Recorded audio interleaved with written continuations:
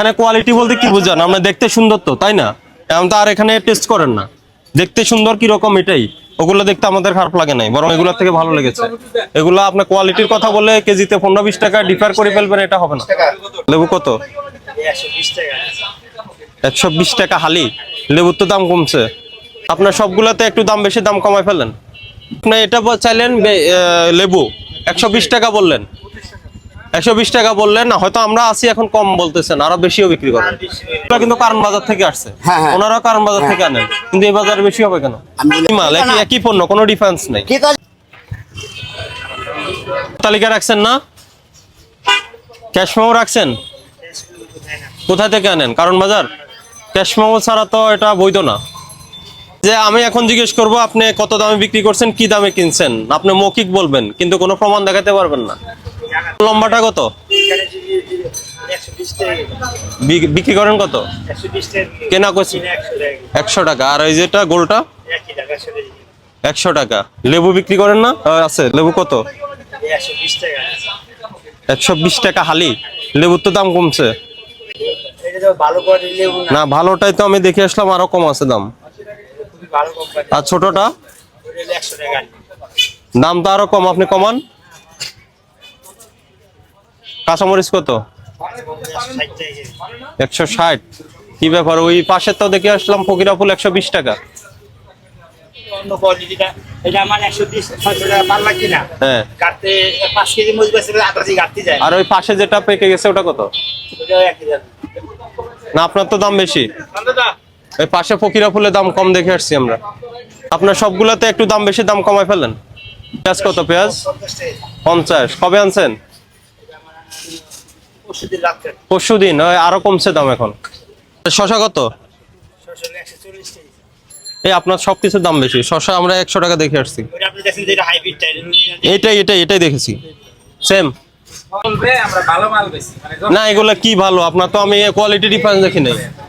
আপনার সবগুলা মাল ফকিরাফুল বাজার থেকে কেজিতে 20 টাকা ডিফারেন্স।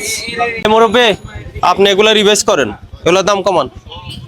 সব কেজিতে যে আপনি এটা চাইলেন লেবু 120 টাকা বললেন, 120 টাকা বললেন না, হয়তো আমরা আসি এখন কম বলতেছেন, আরো বেশিও বিক্রি করেন না। তাহলে ওটা পাশের বাজারের সাথে মিল রেখে আপনি বিক্রি করেন।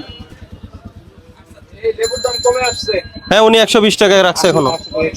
এটা কমান, দাম কমান। আর ক্ষীরের দাম কমান। শশা 120 টাকা করে বিক্রি করছেন উনি।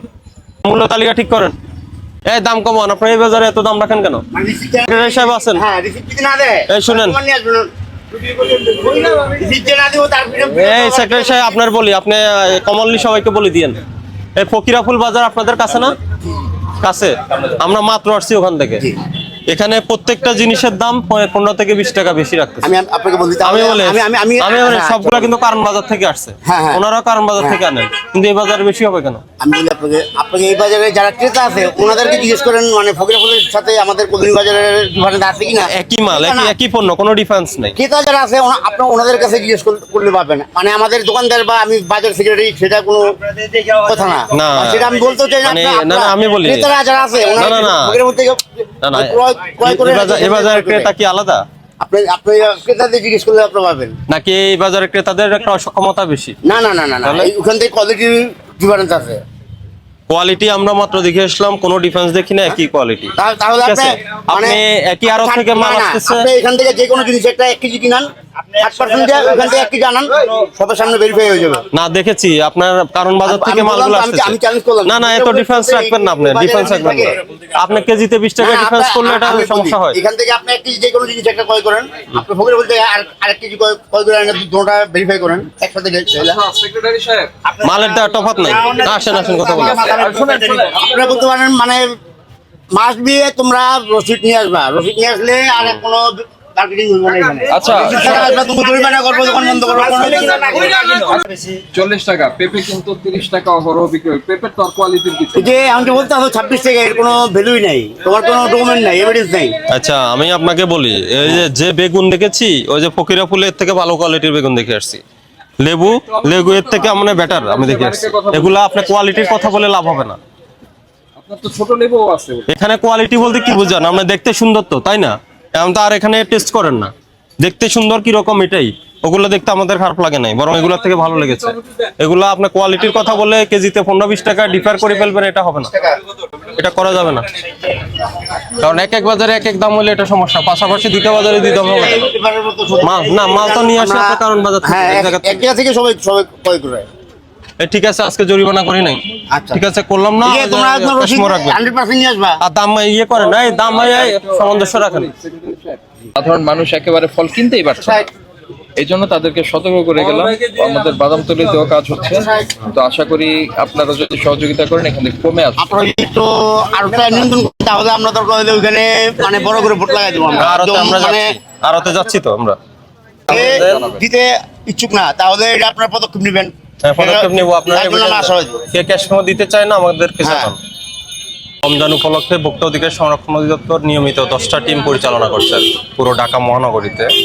তো আমাদের এই যে রমজান উপলক্ষে বিশেষ মনিটরিং এর উদ্দেশ্য হলো রমজানের যে বিশেষ পণ্যগুলো থাকে এগুলোর দামটা যাতে ভোক্তার সহনীয় পর্যায়ে থাকে এবং সরবরাহটা স্বাভাবিক থাকে, এই বিষয়টা মূলত আমরা মনিটরিং করছি। তো আজকে আমরা যেটা দেখলাম যে কাঁচা বাজার, খেজুর বা ফলমূল যেগুলার রমজানে বিশেষ পণ্য, এগুলোর সরবরাহ ঠিক আছে কিনা, দামটা ভোক্তার সহনীয় পর্যায়ে আছে কিনা, এই বিষয়গুলো আমরা মনিটরিং করেছি। তো এই বিশেষ করে আপনার লেবু, শসা, বেগুন, এরপরে ব্রয়লার মুরগি, গরুর মাংস, এই বিষয়গুলো কেউ যাতে অনিয়ম না করতে পারে, বাজারটা অস্থিতিশীল করতে না পারে, সেজন্য আমরা তদারকি করলাম। আমরা এই বিষয়ে আজকে ফকিরাপুল বাজার এবং এজিবি কলোনি বাজার, এই দুইটা বাজার পরিদর্শন করেছি। এখানে যারা ব্যবসায়ী রয়েছেন, এই সংশ্লিষ্ট যারা ব্যবসায়ী রয়েছেন তাদেরকে আমরা সতর্কতা করলাম, আমরা সচেতন করলাম যে রমজানে যাতে আপনারা অতিরিক্ত মূল্য না নেন, যৌক্তিক পর্যায় মূল্যটা সংগ্রহ করে বিক্রয় করেন, এবং যে আড়ত থেকে আপনারা পণ্যটা ক্রয় করছেন ওই আড়তদারের ক্যাশ মেমোটা যাতে রাখেন, যাতে আমরা ট্রেসিং করতে পারি আড়ত থেকে পাইকারি পর্যায় থেকে কি দামে বিক্রি হচ্ছে, খুচরা পর্যায়ে ভোক্তাদের কাছে কি দামে পণ্যটা বিক্রয় হচ্ছে। আচ্ছা, এক্ষেত্রে একটা বিষয় যে আপনারা যেটা পেয়েছেন আমরাও দেখলাম, অধিকাংশ দোকানদারেরই বক্তব্য হচ্ছে তারা আড়তদারদের কাছ থেকে ক্যাশ মেমো পায় না, এবং এটা যে সত্য এটা আপনারা হয়তো জানেন, আমরাও জানি।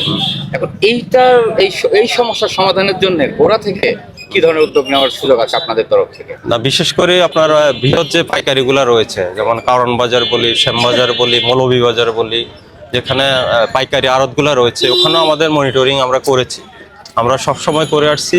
এখানে বিভিন্ন সমস্যা রয়েছে, এখানে বিভিন্ন সমস্যা রয়েছে যে তারা যাতে ক্যাশ মেমোটা দেয়, তারা কিন্তু এর আগে দিয়েছিল, আবার হয় বন্ধ করে দিয়েছে। এই পর্যায়ে আমরা কাজ করে আসছি এবং ভবিষ্যতে আরও করব। এবং এই বিষয়ে শুধু ভোক্তা অধিদপ্তর নয়, এখানে আরও বিভিন্ন সরকারি সংস্থা বা আরও অন্যান্য সংস্থার সম্পৃক্ততা রয়েছে যে এই বিষয়গুলো কাজ করার নিয়ে। তো সংশ্লিষ্ট সব পক্ষকে নিয়ে এই বিষয়ে আমাদের কাজ করতে হবে আরও।